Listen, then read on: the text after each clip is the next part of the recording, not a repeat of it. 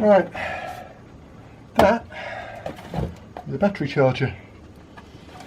It's a fairly standard piece of equipment. It's fairly throwaway equipment. It's costing next to nothing. It's used for charging car batteries. You plug it into the mains, takes 240 volts AC, and at the other end 12 volts DC, but actually probably closer to 14. I've used it as much for doing rust removal as I have for charging batteries. Don't need another battery charger. That's why I've got this.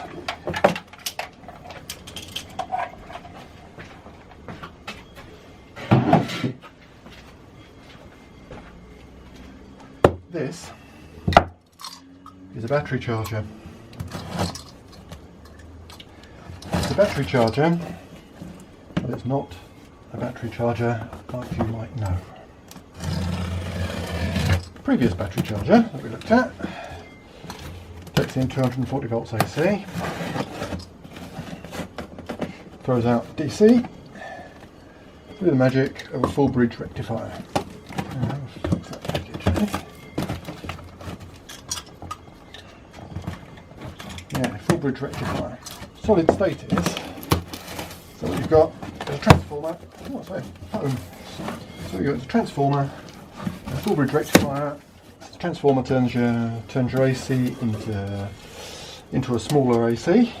So from 240 down to quite useful that. So 240 down to a not very massive 14 volts.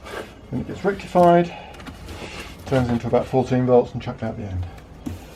Now then, the rectifier was basically made possible by the invention of the silicon diode. Not quite sure when that happened, I think it was in the 40s. But previously to that, people had batteries. And they charged them from AC. How did they do it? Well, they used something like this. Oh my god, what have I done? This is a battery charger, as I said. It's made by Paris-Rhône, a company who were based in Lyon. Oh my word. It weighs a fucking ton.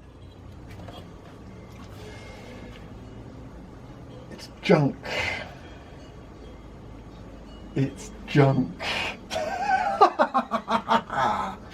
Oh my word. Look at the state of that. Let's look at its carrying handle, that's quite neat. So, what does it have? Well, it's got crocodile clips. Big, rusty crocodile clips. And those go onto your battery. And it's got a cable. What those big, rusty crocodile clips come out of. And in the other end goes power, which appears to be, in fact, just a standard 2-pin plug. Now this probably didn't take 240 volts because this was invented in 1932. Yeah, it's not exactly current. And the way it works is purely electromechanical. Basically, you put in juice at one end, it spins a motor, this motor here. Can you see that? Not sure. Let me have a look. No, you can't see that. How about that? Framing, eh? How about that? How's that look? That's more like it. So yeah, power comes in this end, spins a motor. On the same motor shaft is a dynamo. Dynamo puts out DC voltage. Dynamo just like the one that was on your bike, only perhaps a bit bigger. This is inefficient, noisy, heavy. Weighs about 7 kilos, that does. Probably makes a lot of sparks, but you know, it works. Now this one is in fact switchable, so you can go from 12 volts with this setting here, 4.6 volts here. What use that is, who the hell knows?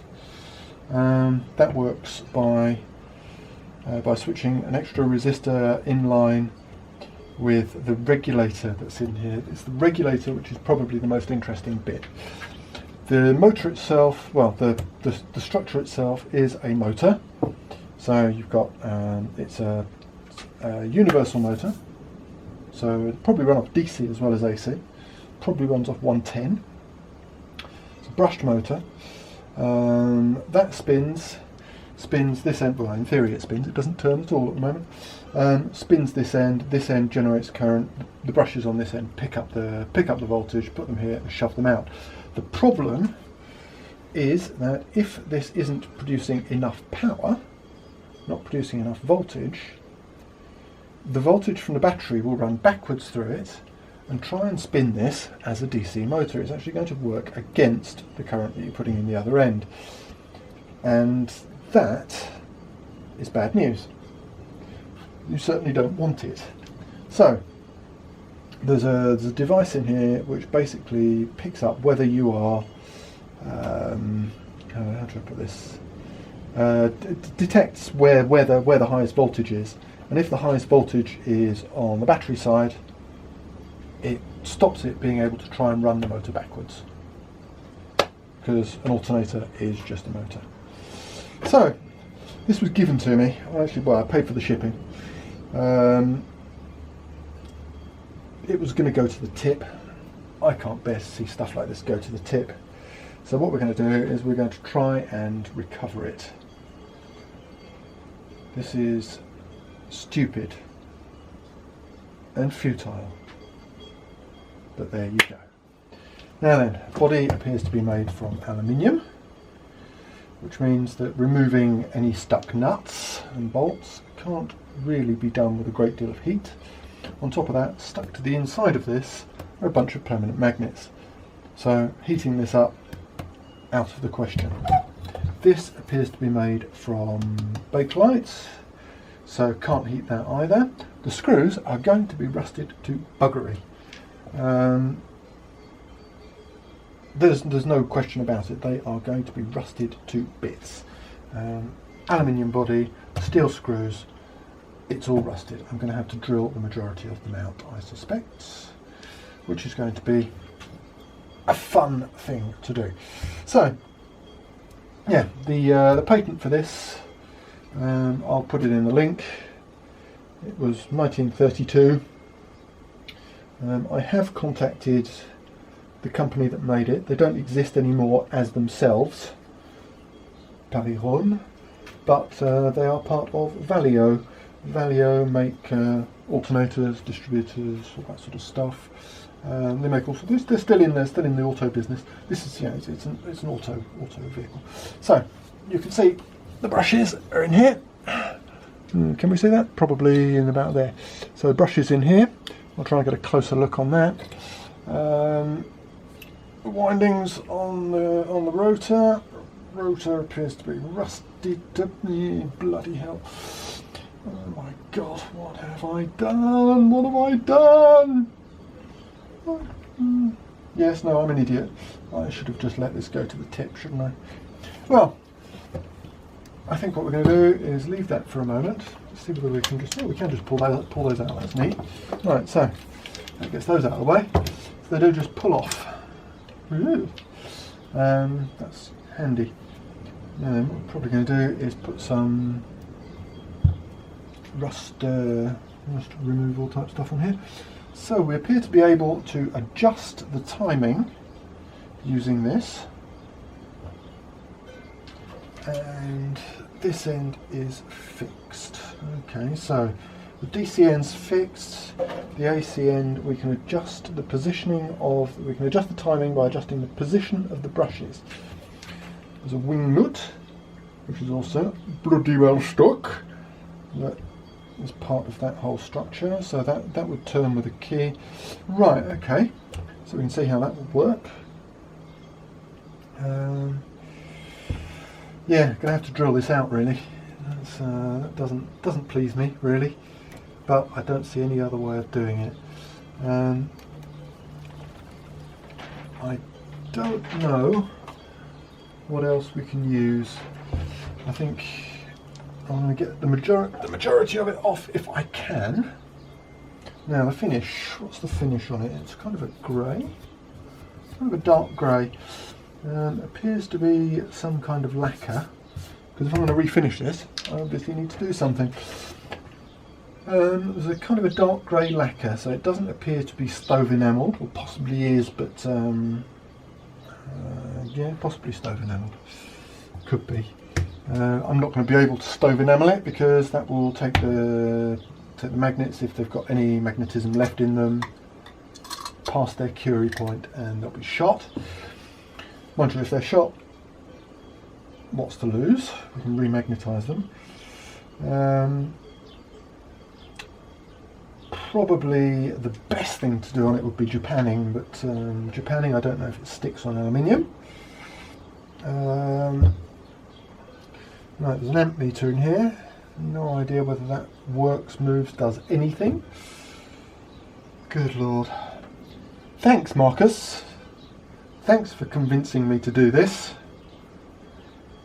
You know an idiot when you see one. Right. So we've got oilers here for the bearings. Bearings, bushings probably. I'm going to try putting a little bit of oil in there, a little bit of, just to see whether anything soaks. I'm actually going to use what's it called? Blimey, lost the name. I'm going to use some acetone and auto transmission fluid, basically, to see if I can get that off. Now I can see some bolts, those are going to get acetoned, those ones will get acetoned, those will get acetoned. The wiring, okay, they appear to be fairly supple still, which is surprising, very surprising. Right, well, let's get to it, eh?